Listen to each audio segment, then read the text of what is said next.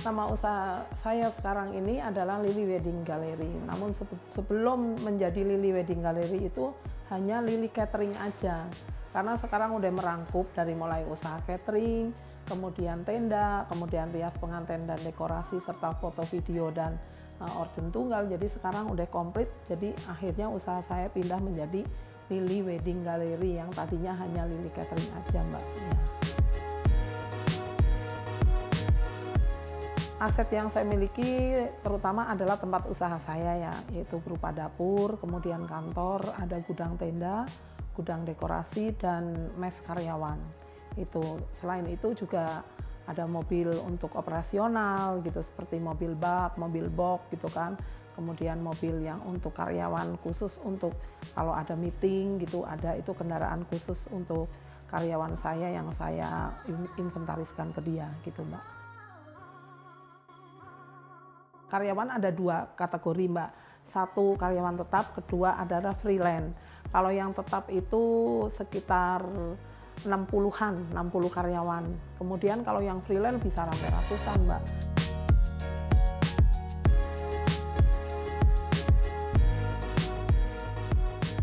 Sebelum saya mendirikan catering, saya sebagai ibu rumah tangga biasa.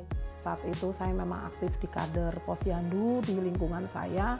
Pengalaman di kader itulah saya manfaatkan, kemudian saya gali, kemudian saya belajar itu di situ sehingga saya bisa menjadi pengusaha catering, yaitu dari pengalaman awalnya seperti itu. Saya tertarik berwirausaha itu karena memang kebutuhan ya, Mbak ya, kebutuhan.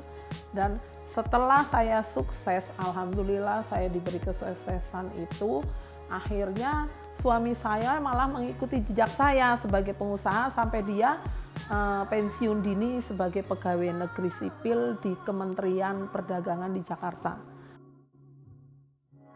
Penting sekali, Mbak, karena usaha itu membutuhkan uang ya, membutuhkan modal, terutama itu modal untuk alat-alat catering, kemudian mobil, kendaraan gitu kan, itu kan cukup lumayan, dananya cukup lumayan untuk ke situ kan. Kita catering nggak hanya membutuhkan bahan baku kan, Mbak, kita tuh perlu mobil, kendaraan untuk angkut, kemudian alat-alat catering yang harganya itu cukup lumayan gitu. Jadi itu yang dibutuhkan sama catering untuk modal usaha gitu.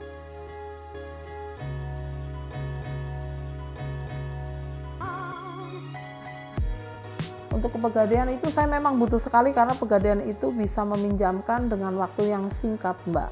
Kita butuh hanya hitungan beberapa hari, kita datang ke pegadaian dan kita punya istilah BPKB mobil, kemudian emas, kita bisa gadaikan di situ dan persyaratannya pun mudah gitu kan.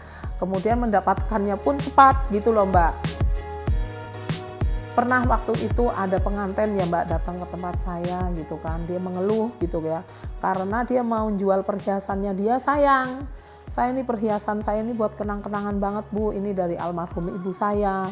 Jadi kalau saya jual rasanya saya berat banget gitu kan. Saya arahin lah ke pegadaian. Alhamdulillah acaranya sukses, gelangnya bisa kembali, kalungnya bisa kembali gitu kan.